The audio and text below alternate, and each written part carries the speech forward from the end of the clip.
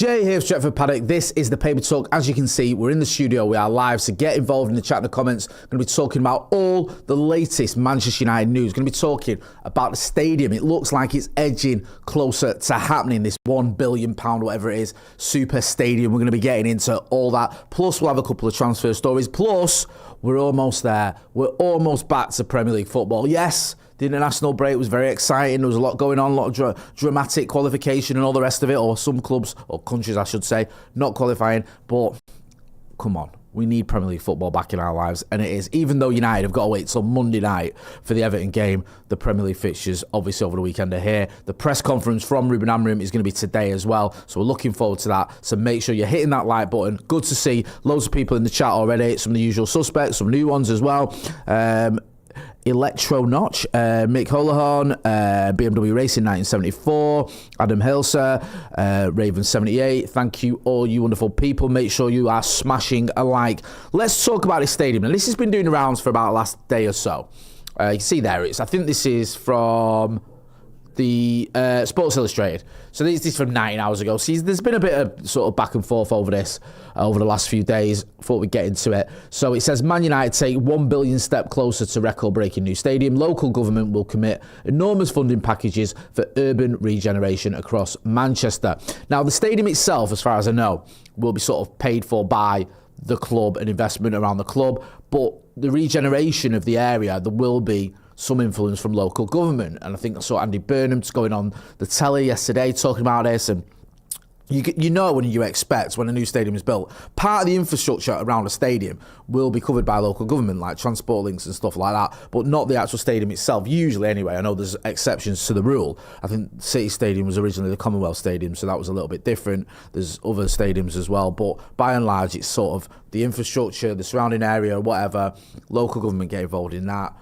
The stadium itself is usually the club. We know there's this big push for regeneration across Greater Manchester, and Manchester United's new stadium will be part of that and help, according to the plans, bring investment into the region, bring jobs into the region, bring billions of pounds into the region, according to some estimates. All well and good, but as a United fan, the main thing we wonder about is, what's the stadium going to look like? When is it going to be built? Is it going to happen? And there's that other debate that we're all having as Reds. Do we want a new stadium, or do we want to rejuvenate Old Trafford or rebuild Old Trafford? It was weird, wasn't it? Because last season, I think it was after the Lyon game, some people were like, do you know what? I was at that Lyon game. The atmosphere was great. And you think, oh, do we really want to go to a new stadium when you've got nights like this? But I've been saying it for quite some time. I think it is time to move on for Manchester United in terms of stadium. I think you take your history with you, all that stuff, and plus the fact it's going to be near Old Trafford will add to the area of it's not a drastic change. But you may differ. By all means, get involved in the chat in the comments. Let us know what you think about the new stadium plans. Do you want a new stadium? Do you expect to see it anytime soon? There's varying reports on when it can happen. I think most estimates reckon it's going to take about 10 years. But there was some sort of rumours and talk that it could be a little bit sooner. Let me know what you think. Anil229 says, I'll be shocked if we get our new stadium. Other people saying, someone's saying a Santa Not's been AI'd. I think YouTube are showing our handles instead of the names people choose to be seen as. So I wonder why everyone's got an at on it. It usually has an at on you in the chat when someone's talking to someone else, but it's just everyone is at the minute. Dan United 94 says, Jay, it's been so long since we've had a game, I can't even remember the name of our team. Help me out. Monchapster Unoded, is that right? It's so long, and it feels like it's been an eternity, and it's just annoying that you're going to see all the games this weekend and all the Premier League games, and we've got to wait that extra day, and it's an evening game on a Monday night. I am going to Old Trafford on Monday for the Everton game. Like I said earlier, we will be hearing from the manager. I am looking forward to it. We're going to be doing a preview later on today, me and Joseph, which I think is going to go out tomorrow morning. Can't wait, man. Honestly, it's just been a bit of a slog, and it getting through these last 2 weeks, and slightly annoying as well, because United were doing relatively well.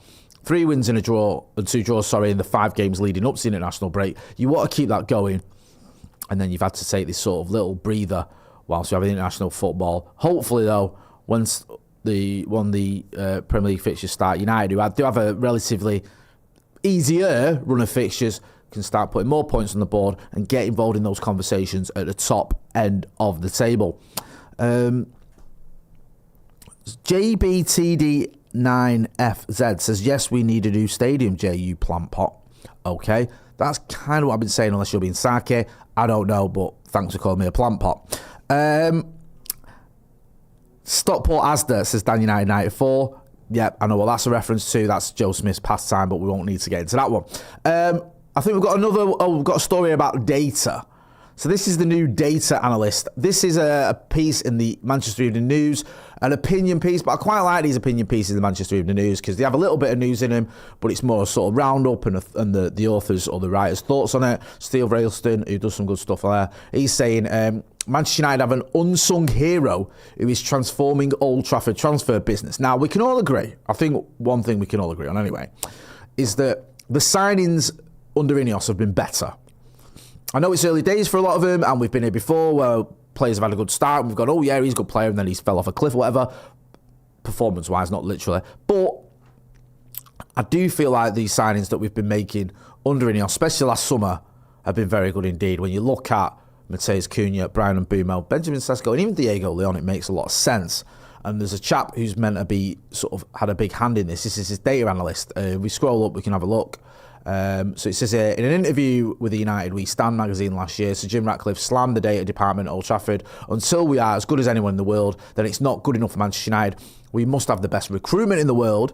And I think this is where he said a little bit more about the data analysts and there's all this sort of stuff. And then it goes here, United announced the appointment of Michael Sansone as Director of Data in the summer. Ratcliffe discussed the importance of bringing in the right people. So I go back down, I was just reading that, and landed his prime target. Yeah, Sansone was previously the senior performance engineer at Mercedes team for F1. And when you look at it, you go, really? Well, F1's a lot different from football, but data's data.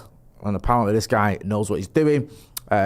So he came in 2 months before his announcement, allowing him to be involved in transfers in the summer window. And he goes on to say here, in July, Sansone said United had made meaningful progress with new methodologies starting to take shape, and 2 fantastic signings, Matheus Cunha and Brian Mbeumo.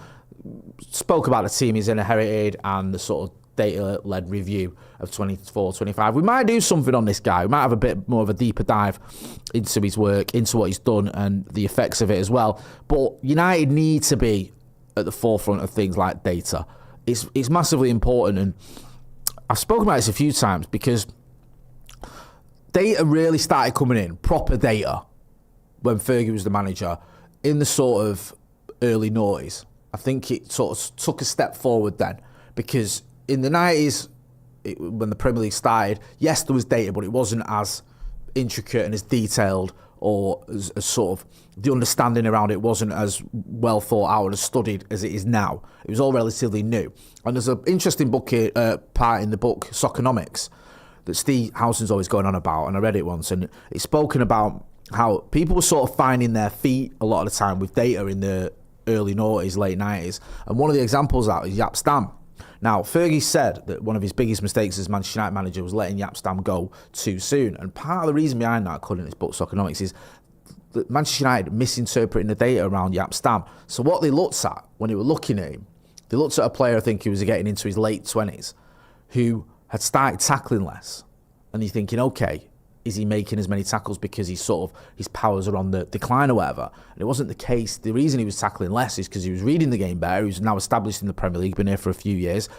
Also, and this sounds insane, but players were kind of avoiding him because of how good he was. So strikers were sort of drifting out wide and trying to sort of, get round it, or targeting whoever he was partnered alongside, which in itself wasn't easy because he usually had a decent partner. But there was reasons behind the data that United didn't quite get to grips with. And I think we've come on a long way in those last 25 years where data is massive and we know a lot more about it and it can help you as well. And also, when you look at some of the signings we've made in the past, I think what Jim Ratcliffe's argument there about we need to be at the forefront of data, it carries a lot of weight because we've gone out and signed pretty much the obvious players a lot of the time, haven't we? Post for Alex Ferguson. Oh, who's one of the best attackers in Europe? Angel Di Maria, Radamel Falcao. Yeah, let's get them in. Oh, Alexis Sanchez, Romelu Lukaku. Did any of those players work out? Not really. Some of them were disastrous.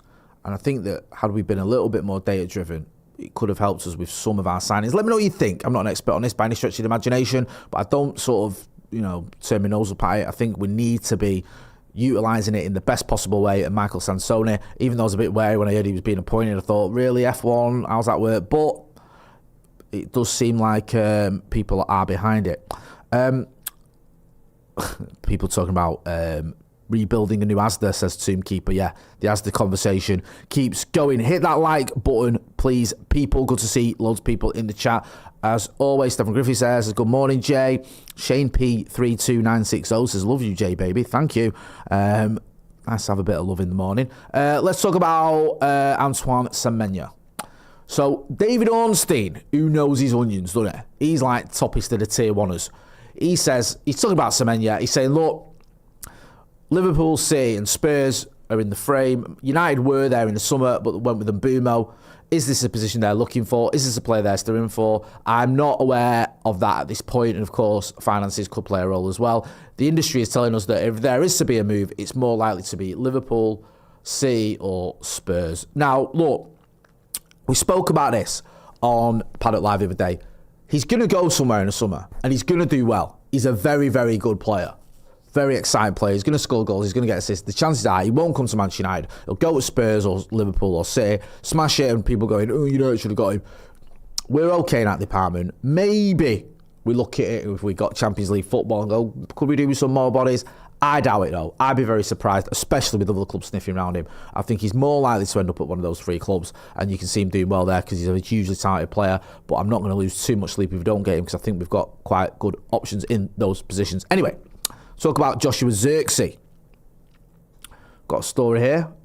2 reasons why Joshua Zirkzee's January move to AS Roma is being blocked. So what's this from? Sorry, what publication? United District have got this one. So they're sort of saying that there's a couple of reasons why you can get through all the spam that's on there. The difficulty with the deal, one is that Zirkzee's seasonal commitment to the Reds, and the other is Roma's management of their current forwards. So there's 2 reasons there of him not going to Roma. I just wanted to use this as sort of an opportunity to talk about Joshua Zirkzee because I was on a Everton podcast yesterday doing a bit of a preview for the game on Monday, and the host Matt Jones highlighted Joshua Zirkzee because obviously he got a couple of goals against Everton last season, so Evertonians look at him and go, he's a good player, he scores goals and all that. Yeah, I think that was 50% of his Premier League goals have come against Everton in that game, or some there or thereabouts. So I said to Matt I was chatting to, I was like, he's almost a bit of a forgotten man. He's barely getting any minutes. So I'll be surprised if he started, and he's changed his role in the team now. It's not like he's a 9, he's more of a 10. We've got other options there. No, Sesko's injured. Could Joshua Zirkzee get a start? I don't know. Be interesting to see what happens over the next month or so with Sesko out, and then you've got AFCON. Does Zirkzee get minutes there? Does he get any starts in the Premier League? Does that alter the perception of whether he's going to go in January? Because he'll want to go to get first team football, to get into Ronald Koeman's Dutch squad for the World Cup, and I think there's an outside chance he could do that. However, he needs first team football. We'll wait and see. Let me know what you think. Kevin Credible, or Kevin Credibly, says, morning Jay, just landed and heading back to the start. Good to have Reds back in action. Let's all raise a glass to Manny and get 3 points. Yeah, Manny from the Stone Roses, the bassist in the Stone Roses, absolute icon. Sadly passed away. I think it was yesterday it was announced. Huge United fan. If you ever watched the Class of 92 documentary, he's just brilliant in that. He talks about how he, I think he had a Lambretta or something. He sold that to go to the new camp in 99 to go and watch United. Just absolute red through and through. I've spoken to so many United fans who've met him, who've engaged with him, who've interacted with him, and they all say the same thing. Just proper down to earth, top guy, massive red, and he'll be sorely missed. Part of one of the best bands Manchester's ever produced, and just an all-round top bloke. Let's talk about Guirassy. So, Manchester United reportedly one of the clubs monitoring Borussia Dortmund striker Serhou Guirassy ahead of the January transfer window. I don't think we'll get him. I don't think we'll go for him. He's been phenomenal in Germany over the last few years. Was he at Frankfurt before this? Does anyone know?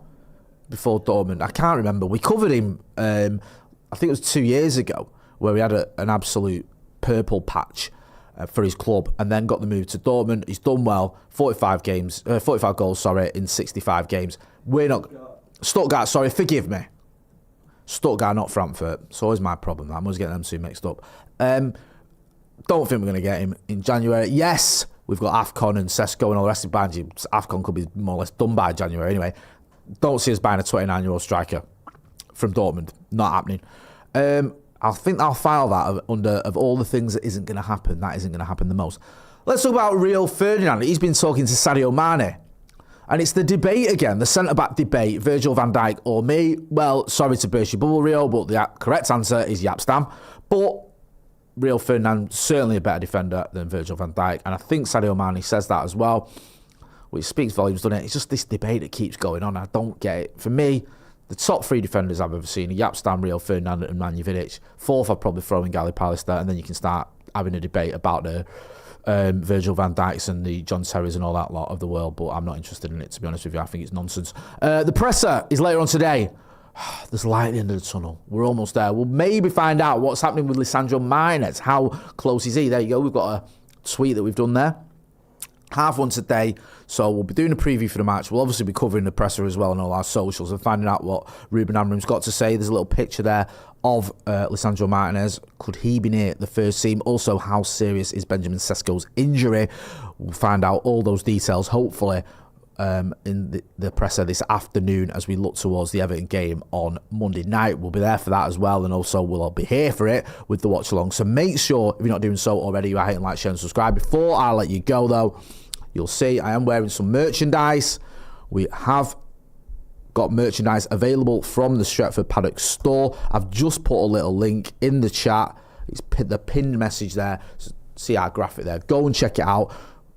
Had great feedback over our merchandise, top quality stuff, and it does help support the channel. So big thank you to everyone who supported that and who's bought merch. Also, Electro Notch, which I presume is Santa Notch and Notchster, saying, "Gimme Sport ran an article claiming Virgil van Dijk is the second greatest defender of all time, plus no Rio or Stam in the top 10. That's ludicrous. Yeah, honestly, he's not even the best Dutch defender that's played in the Premier League. Genuinely.